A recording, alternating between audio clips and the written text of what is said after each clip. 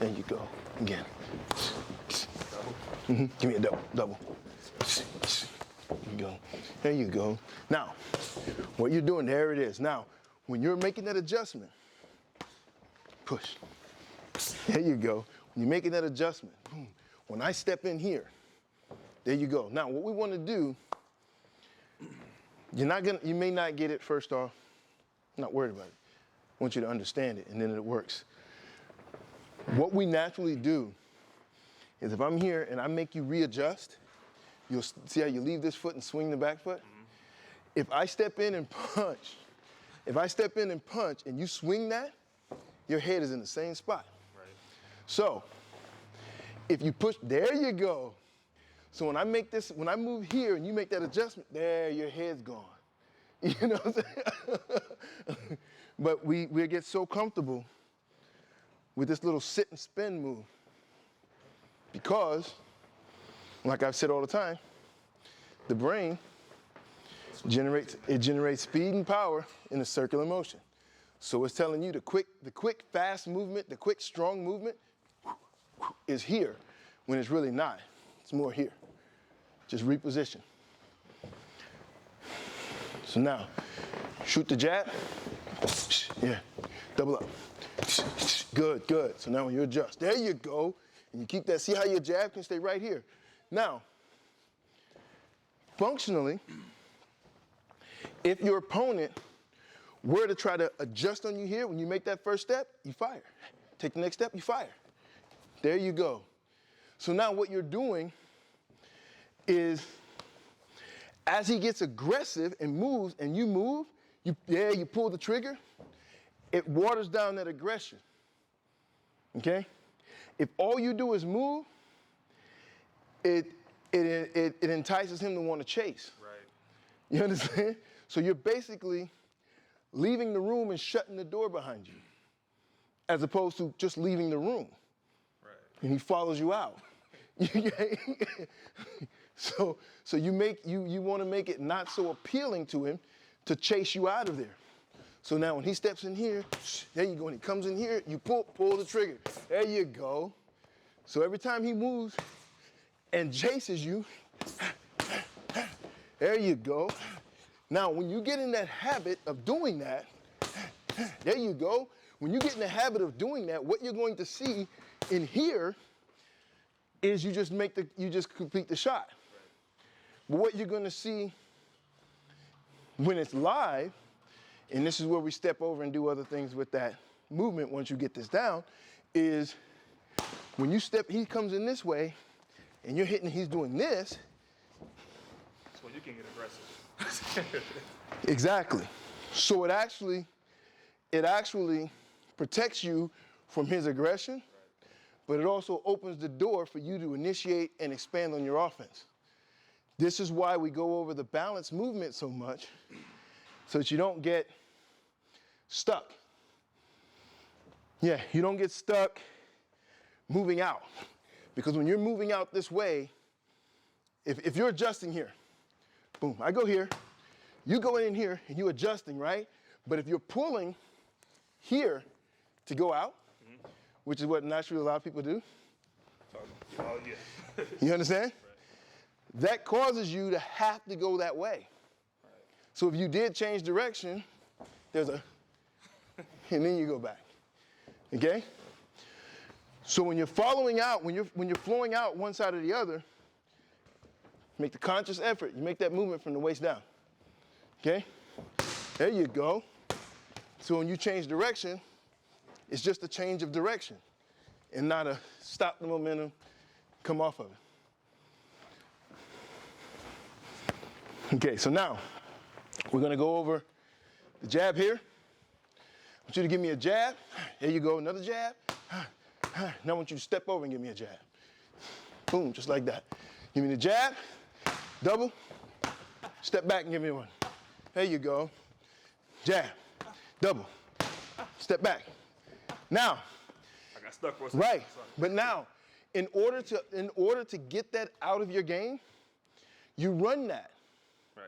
But be conscious of what you're doing when you come back across. Okay? The reason why nobody fixes it is they're not conscious of it being an issue. They're not conscious of it being a problem. But when you run that drill, and you can do this on the bag. You can do this on the bag. Drill your jab around the bag in one position, and then come back and establish your punches. And then come right back into your true boxer stance. Everything should come back into a balanced stance right here. So that you can move either foot, you know? So when you're shadow boxing, hitting the bag, hitting the mitts, be conscious of whether you're leaning on one foot or the other, or if you're catching your balance.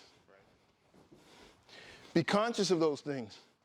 When they're there, well, then you be more focused on keeping your balance. The things that are going to throw you off is either leaning with your head and shoulders or turning your shoulders. Those two, when you can eliminate those movements, when you can eliminate those habits, you'll see how easy it is to move from here. You have nothing fighting it. You can change direction all day. You can move from here all day without having anything fighting the movement. You change direction without having anything fighting that movement or fighting your purpose. The minute I start this, now I got to compete with the momentum that I'm creating up top. When you can eliminate the momentum that you're creating up top, opens up so much more you can do with the movement, with the balance, with your objectives.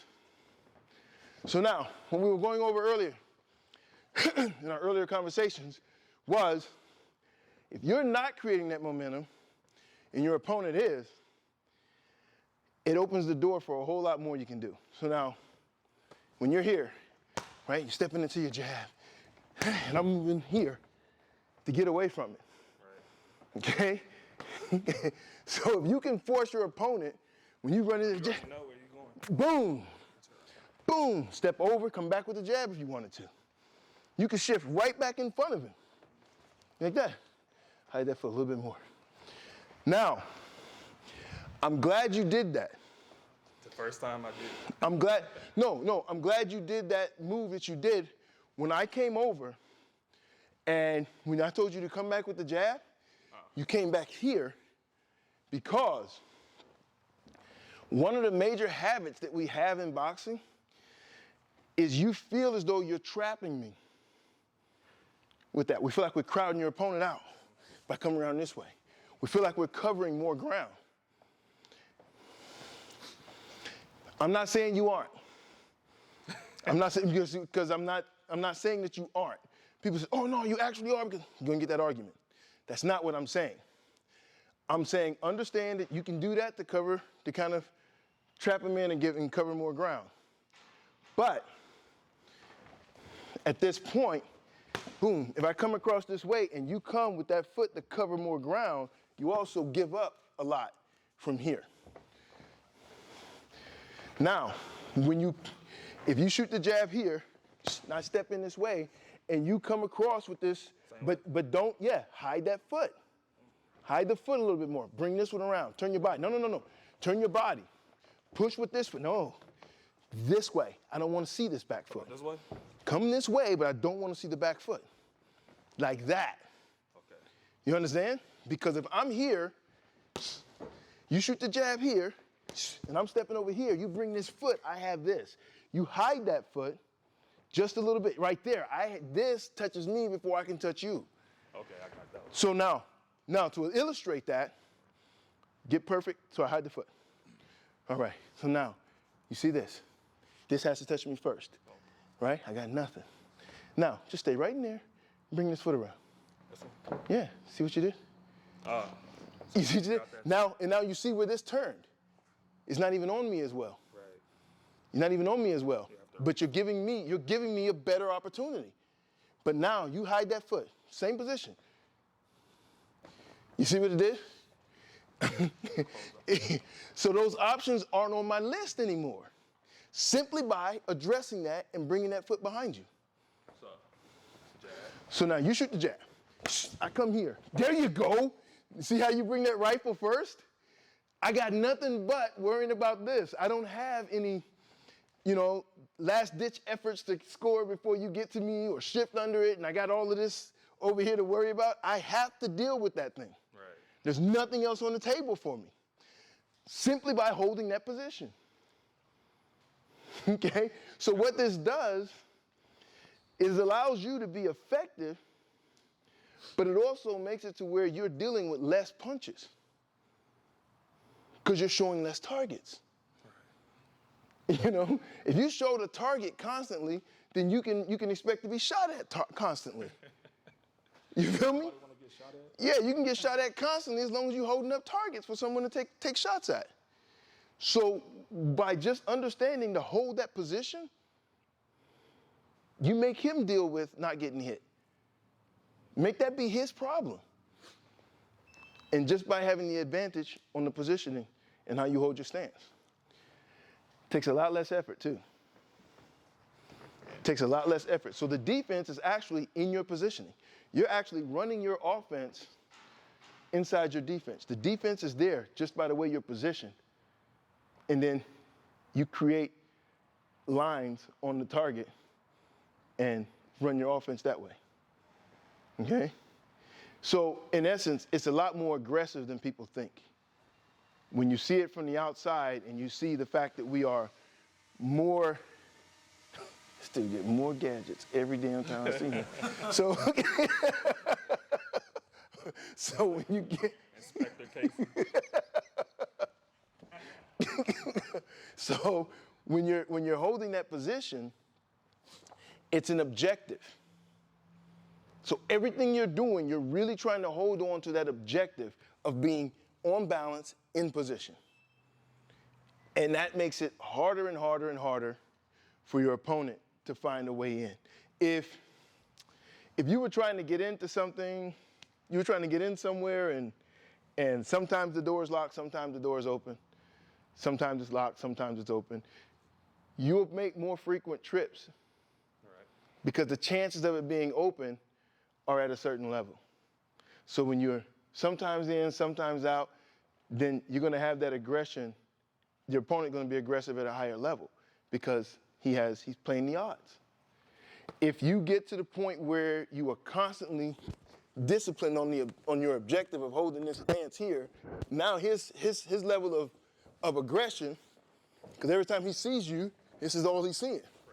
His level of aggression goes down. Because it's like, man, why bother? That door's always locked. You know what I'm saying? That place is always locked. I know they got good stuff in there, but I can't ever get in, so I'll go somewhere else. So the game really it really opens up for you, and it really has the most significant paydays simply by you being disciplined enough to hold on to your objectives. And it simplifies the entire game. I would have questions from guys when I'm teaching them, and they'd be like, well, Coach, what if he gets here? And what if I'm in this position, that position? So I'm going to give you the same answer. Ask yourself two questions. Where's my opponent? Where's my rifle? You understand? So let's say you're here, right? You're here. Boom, I crowd in here. Stop. There you already did it. But that's the thing. If you say, well, how do I get out of that? If I come in here and you say, how do I get out of that? Where's my opponent? Where's my rifle? Put him right back at the end of your rifle. It's simple. If you find yourself, let's say this guy walks in and now you get hit with a 3-punch combination, bam, bam, bam, bam, that's your fault because you were standing there the whole time. That's the only way. That's the only way that happens. So if you recognize that this is where you want him, the minute he deviates from that, you bring it right back to him. He's coming over there, boom, you bring it right back to him. Don't do the step and pivot so much. Don't do this. Now, I will say this. We'll go over this more in depth later. One thing that will encourage you, especially from this position of the ring, one thing that will encourage you to do the whole step and pivot right there is the fact that there's only this much distance between your arm and the ropes. Right. So subconsciously, without even thinking, instinctively, you turned away from the ropes as quickly as you could. You understand? We're going to learn that we're not going to let the ropes dictate our movement. Okay? Because even if I come here, as opposed to swinging out, if I come in here, move that foot. There you go. First foot. You still have room to kind of drag it out this way if you wanted to. So when I move this way, front foot. Mm-hmm. Now, the difference is what you want to maintain is understanding how to reposition that back foot so that it's in line. So whatever movement you make with the front foot, and I'm saying don't take the big steps. If you have to, take 2 steps. There you go. Because you can actually pull the trigger on every step you wanted to anyway. So when he's coming here, and you can get where you need to go. Lay down that cover fire and go to work. So you're not locked into the big movements. You're not locked into the freaking leaning aways. You're not locked into any of that. Just make the movement, stay behind your rifle, and pull the trigger. It's there all day. It's there all day. And the more you get used to that, the more you instinctively deploy that, you'll see how your opponent's, the reckless aggression kind of subsides.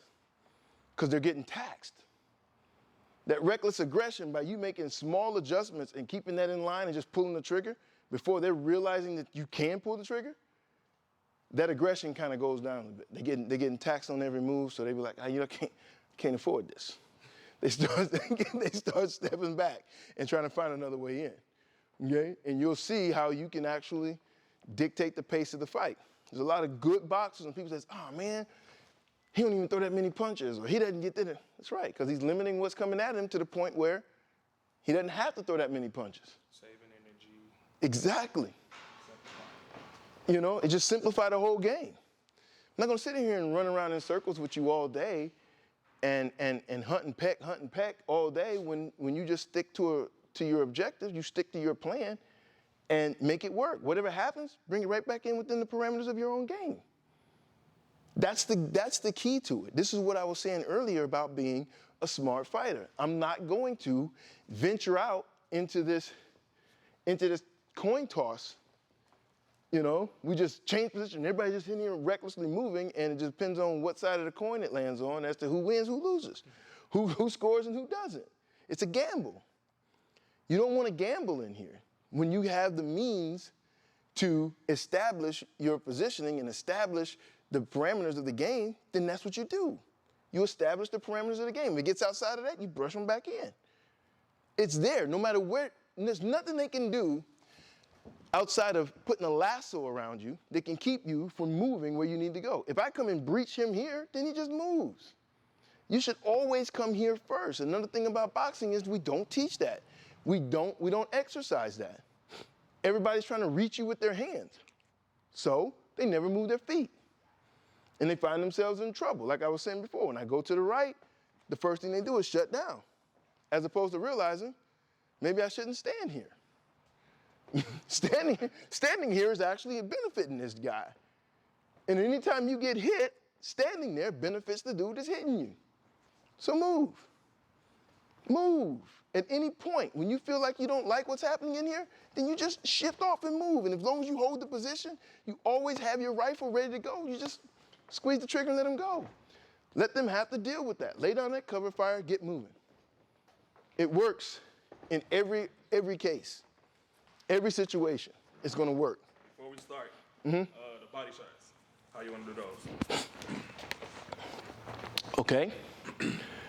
When you're here, what we just went over as far as running your jab. Same thing. Boom. There you go. Now, throw the jab here first. There you go. Shift over, shift over, shift over. Boom. Shift over, shift over. See how you're operating from the footwork first? Boom. There you go. Again. There you go. Again. See how you're throwing that? Lined up. Boom. Straight out. Right? Now, when you go for that jab to the body, do the same thing. Yeah. Do. Yeah. Now, take that same half step and just bend your knees. There you go. Again. There you go. Again. Now, I'm going to show you. If I got reach on my jab from here, if I have this much reach on my jab, boom, right? boom. If I got that much reach on my jab, I got that much reach on my freaking body shot. All right? So if I'm in here and I want to go to the body, just pivot out the same way. It's right there. You know what I mean? I don't have to come back and grab my back foot. I don't have to do any of that. So I just go from straight in here, like I would my jab, just turn it here. Boom. Just like that. Just don't let your feet get stuck in the damn sand. And everybody thinks they got to anchor their feet into the ground when they go for body shots. You can move down here just like you can when you're standing up. Okay? In fact, when I would get a lot of new guys that wouldn't move their feet, remember we did this in Minnesota? Yeah. Oh, yeah. You were there, yeah. And we were holding mitts here. I make them come right here. Yeah.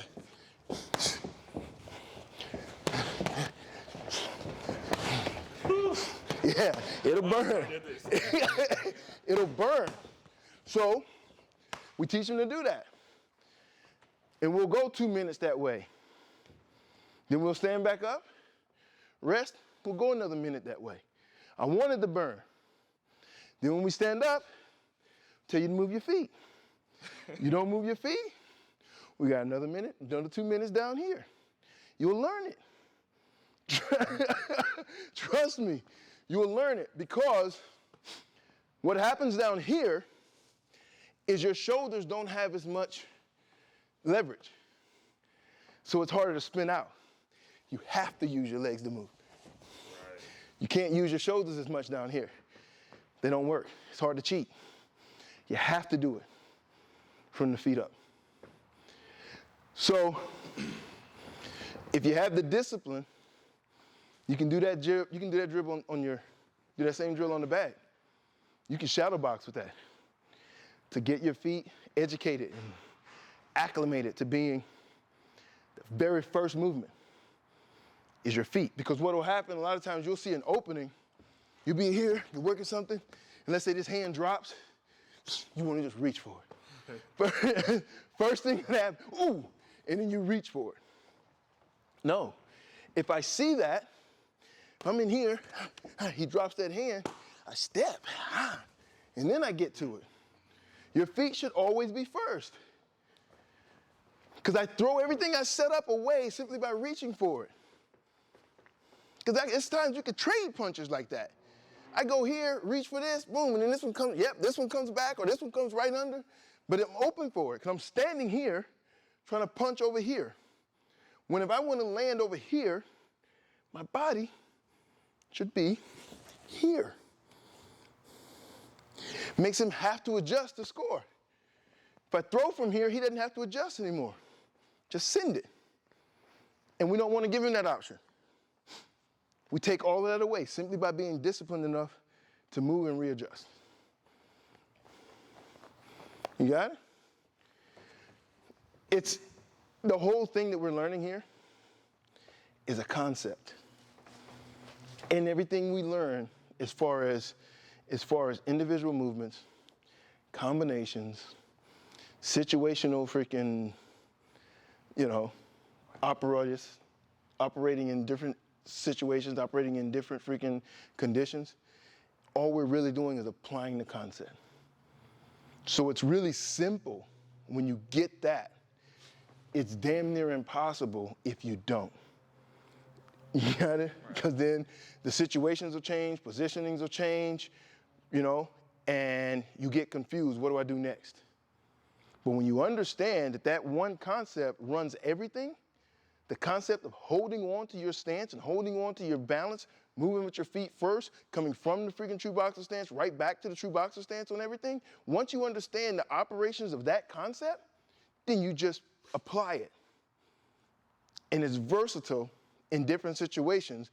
Just hold on to those freaking objectives that we started off with. I tell people all the time, it's like learning how to read. You learn your alphabet at 5, 6 years old, 4 or 5 years, you know what I'm saying? You learn your alphabet. And then as you get older, you think, man, that's simple. It's just an alphabet. Learned that years ago. But it's the most important thing you're going to have to reading.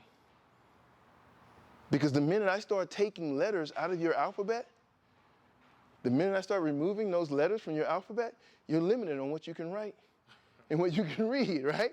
If you don't have access to all of those freaking characters, then you're limited. So it's not as freaking insignificant as we want to make it. Having that basic fundamental of reading, knowing your alphabet, and you don't care how old you are, you can be 25, 30, 40 years old, and you're like, man, it's 5-year-olds that know that. It's 4-year-olds that know that. Yeah, they are. But you're going to be extremely limited without knowing it. It's still important, and that's why they learned it so early. That's why you learned it so doggone early, because it is important. When you learn the basics of this, you're going to keep it all the way through. It is important. It's the alphabet of what you do. And if you want to limit yourself, then go ahead and discredit it. Go ahead and freaking make it insignificant. But you're going to see a huge freaking downside to that when it's somebody coming at you with a complete alphabet. You know, when you face that man with the complete alphabet and you decided to throw out the unused letters that you don't need anymore, he's going to be able to recognize where you're deficient. He's going to be able to recognize what letters and what characters you've gotten rid of, and he's going to press you in that area. It's just that simple. It's just that simple. But if you're understanding, boom, you face your opponent, what did you do? You're balanced, you got your stance, you got your rifle on me, right? And that's what you're going to maintain regardless. So if I just call myself going to be aggressive and just press you, boom, you get the same thing. You're holding this on me. Boom, I come in here, there you go. Don't spin.